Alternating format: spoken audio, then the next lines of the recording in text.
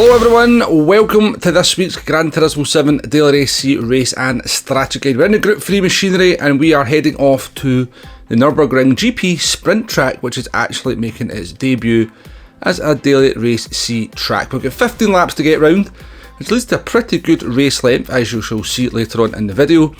We seem to have what appear to be the standard settings for Group 3 at the moment, with tyre wear at times 6, fuel at times 2, and using the racing soft tyres. There's no mandatory rules in terms of tyres or pit stops in this one.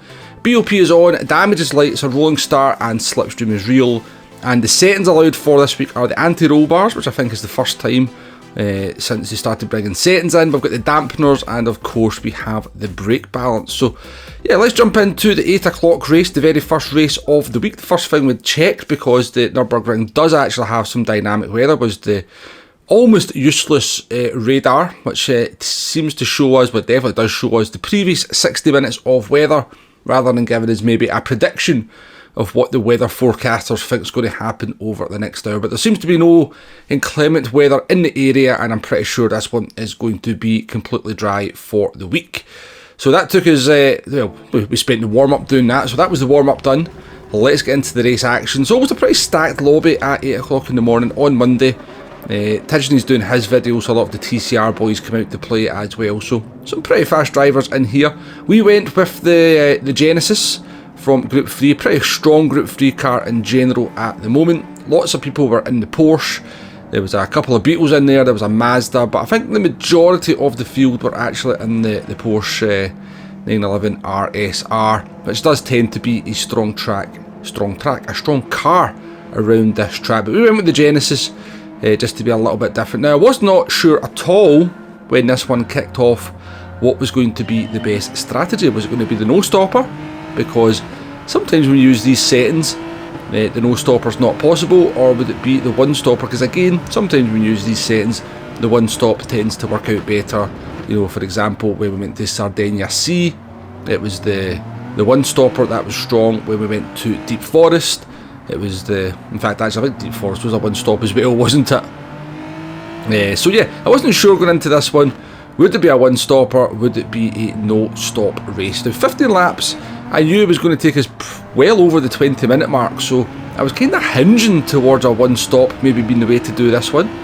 Just thinking, that's quite a long time to be on the soft tyres, technically 90 laps, if we take the multiplier into account, so a lot of laps to ask of the soft tyres. Now that's a pretty short lap, to be fair. It's not like a 2-minute lap, you know, like the full Nürburgring GP track. It's under 1 minute 30 for the sprint version. Quite an enjoyable little track, I must say. It does kind of give the track a slightly different dynamic.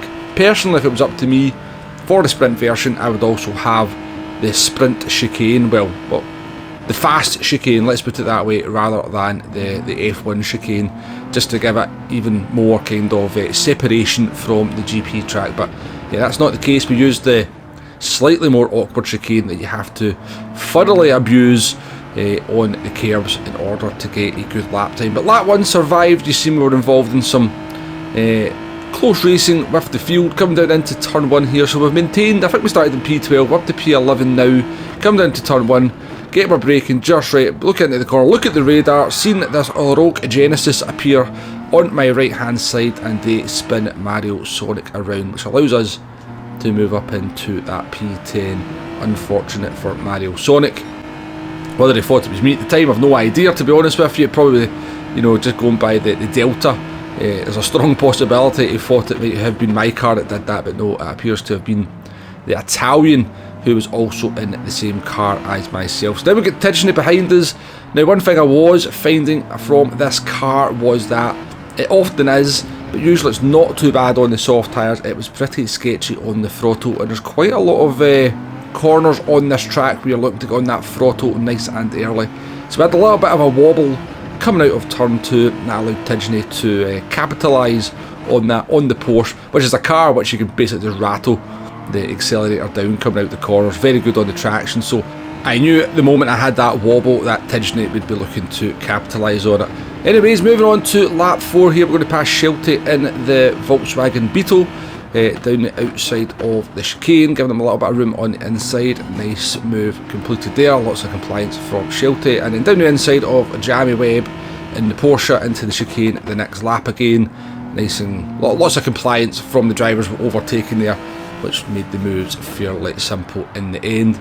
These two drivers, Hogston and Disco Stew, are going to have a little bit of a moment. Disco Stew got into the back of Hogston, who then waits for him, allowing us to go up the inside of the BMW and then down past the McLaren as well. And it was all looking swimmingly as we moved into P-Bombo, braking nice and late into the chicane, giving a little bit of room on the inside just in case Hogston was still there, and Hogston was still there, but he was still there and a little bit more. Clips the back of our car, completely accidental, waits up on us, and we get going again. Cost us around about 7 seconds, and well, yeah, 6 positions at the same time as well. But yeah, obviously just a complete accident. Hogston is a friend of the channel, and no problems at all with that one. Just a typical kind of chicane incident.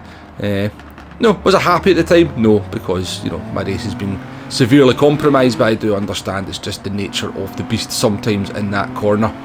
Anyway, recovering here to P10, and we've made up a couple of positions because Tidgney actually pitted, which kind of surprised me. As I said, I didn't know whether this was a one stop or a no stop, but once we got to the halfway point I was quite confident I could get the tyres to the end, and I started to notice that other drivers were starting to struggle on their tyres. Now this is not a car that's well known for its tyre wear, but the perfect example of just how much time you're going to lose in the pits presented itself in this one. So coming down to the chicane on lap 12, the P1 driver has pitted now. It says 14 seconds there, but when they entered the pits we were actually 19.9 seconds behind them, so nearly exactly 20 seconds.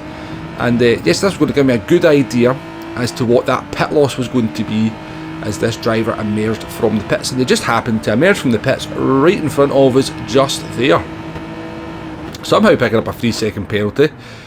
Well, I know how they picked up the 3-second penalty, but it did let me know that the pit loss is 19.5 seconds. Fuel's no issue in this one whatsoever, but do be careful if you make that pit stop, which I wouldn't recommend because I don't think it's going to be the strategy for this week, that you're careful on those white lines and you don't pick up a 3-second penalty like the driver in front of us has. But yeah, it was the first race of the week. A lot of people in these Porsches were dying on the tyres at the end, and we'll take a look at the tyre wear of all the drivers after the race has completed. So yeah, as drivers pitted and started to struggle on tyres, we started to make up some positions. We got ourselves up into P4. Mario Sonic has no tyres left whatsoever. I'm going to get a run down here towards the chicane, and Mario's actually going to give up because he knows he can't outbrake our car into this point. In terms of our tyre wear, we've managed the tyres pretty nicely. The Genesis, as I said earlier, not a car renowned for its tyre wear, particularly on the fronts, but from about the halfway point I started being a lot more gentle with some of the right hand corners to try and look after those left hand tyres. And we've crossed the line with a little bit of tread left there, showing that the no stop is 100% possible. All 3 of the top 3 drivers doing the no stop there, 21 minutes 50, so a longer than average daily race C, which is nice to see. Very streamer friendly. There'll be a very quick turnaround between the races. Let's take a look at people's tyres towards the end of the race. Sorry, right at the end of the race. You see Sonic in the McLaren had no tyres left on the left hand side. The Mazda RX Vision has destroyed its rear tyre, but still very good tyre at the front. There's our tyres at the end of the race, so fairly even across the 4 of them. Mario Sonic had absolutely destroyed the left hand side tyres. This driver here pitted, so not really relevant for the tyre wear. Fellow Genesis actually had slightly better front tyres than me, which was a good effort from the South African. So this Genesis looks like in the right hands can definitely get to the end on the tyre wear. Shelty with the Beetle definitely had some good tyre wear left at the end as well, particularly on the fronts. This driver here pitted. Tidgney also pitted. This driver pitted. The BMW here, again, get the tyres to the end. Obviously not much left on the tread, but definitely showing it to be possible. Hogston in the McLaren just about getting that rear tyre to the end. And I think the rest of the drivers in the race actually pitted. So there's a couple of examples. So it looked like a few cars out there. The McLaren, I think this RCZ might be quite good on the tyres as well. We got the Genesis to the end, FT1, the Mazda RX Vision.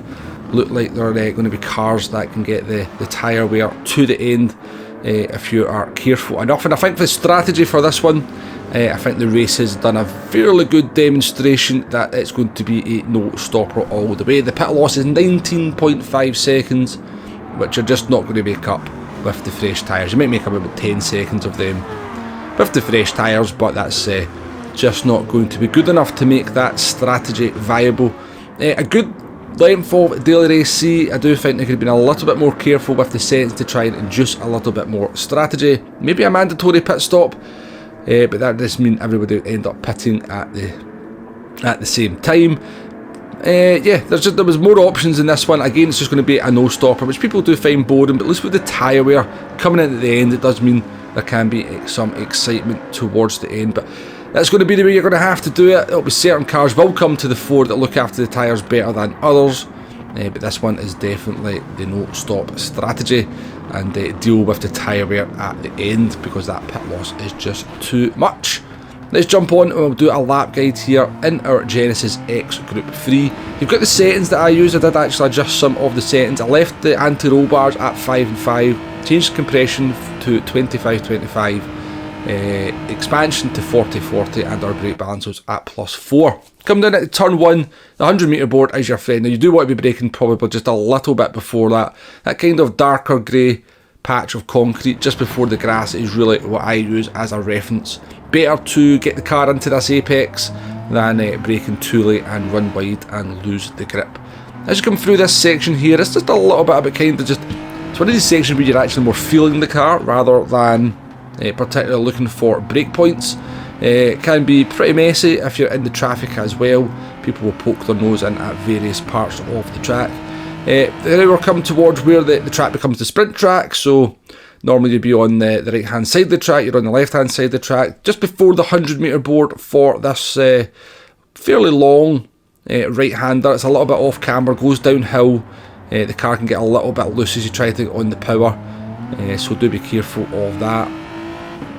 Braking point for this corner is slightly different. It's kind of somewhere between the 100 and the 50 metre board, maybe kind of more, see where that kind of darker grey patch of concrete is on the track there. Just after that is what I kind of use as my reference, and then the track is very much the same as the GP track after that. Coming on to the back straight here, do be careful of not putting a wheel on the grip on the outside, because it will slow you down all the way down this back straight, and this is probably the best overtaking opportunity after turn 1. 100 metre board again is your friend, probably just before that, and of course when it comes to the chicane, absolutely monster those curbs, probably monster them a whole lot more than what I did there. And as you're looking for your brake reference for the last corner, there's a kind of, you can see where the kind of grass ends there, you get like a brown patch on the outside. It's just as that brown patch starts is what I use as my braking reference for the last corner. And again, much like the other right-handers in this one, be careful on the exit that you don't hit the grit on the outside, as it will slow you down all the way down this main straight here. But that's pretty much it. I hope the video has been useful in some way, shape or form. This one is very much a no-stop strategy. The one stop is just too slow, too much time lost in the pits. We've not been doing very much streaming just recently due to a few things out with my control, but I do believe the servers have been having issues anyway. But I've only done one race here. I will say the server worked fine, everybody got in fine. Hopefully it's the end of the issues. Do join me for some live streams in the future, probably from Wednesday onwards. Love to see you in the chat. Thank you very much for watching. I'll catch you on the next one. Goodbye now.